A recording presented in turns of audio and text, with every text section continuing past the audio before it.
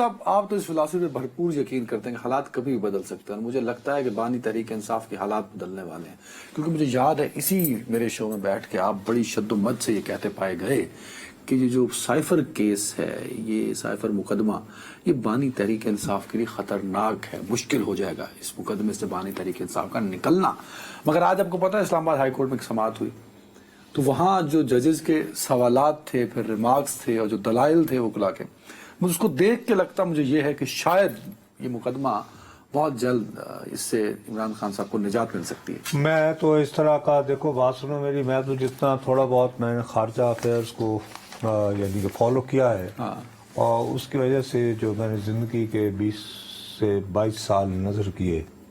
تو میری دانش میں سائفر ایک بہت بہت بہت بہت امپورٹنٹ دستاویز ہوتی ہے, اور اس کے بنیاد پر جو مقدمہ بنایا گیا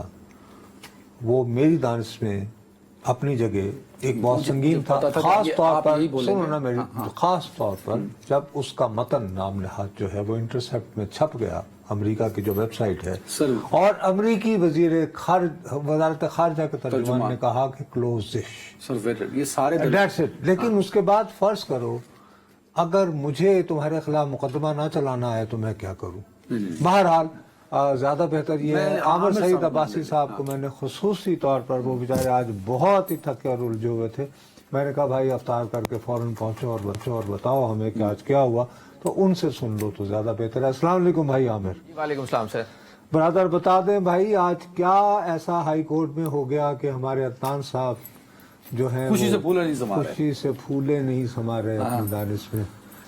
نصرت صاحب, آج اسلام آباد ہائی کورٹ کے 2 رکنی بینچ, جس میں چیف جسٹس اسلام آباد ہائی کورٹ جسٹس عامر فاروق اور جسٹس میاں گل حسن اورنگزیب شامل تھے, انہوں نے آج جب اپیلوں پر سماعت کی, یہ اپیلیں ہیں عمران خان کی اور شاہ محمود قریشی کی جو بانی پی ٹی آئی ہیں, اس کے ساتھ ساتھ ان کی جو اپیلیں ہیں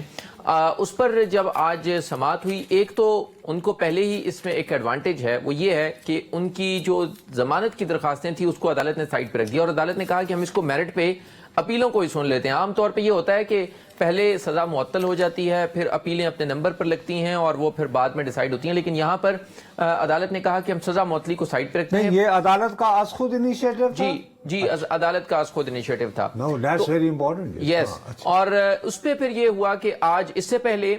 گزشتہ سماعت پر ایف آئی اے نے اعتراض کیا تھا, اور 2 اعتراضات کیے تھے ایف آئی اے نے یہ کہا تھا کہ پہلے تو جو آفیشیل سیکریٹ ایکٹ ہے 1923 کا, اس میں اپیل ہے ہی نہیں, سزا کے خلاف اپیل کا کانسیپٹ ہی نہیں ہے,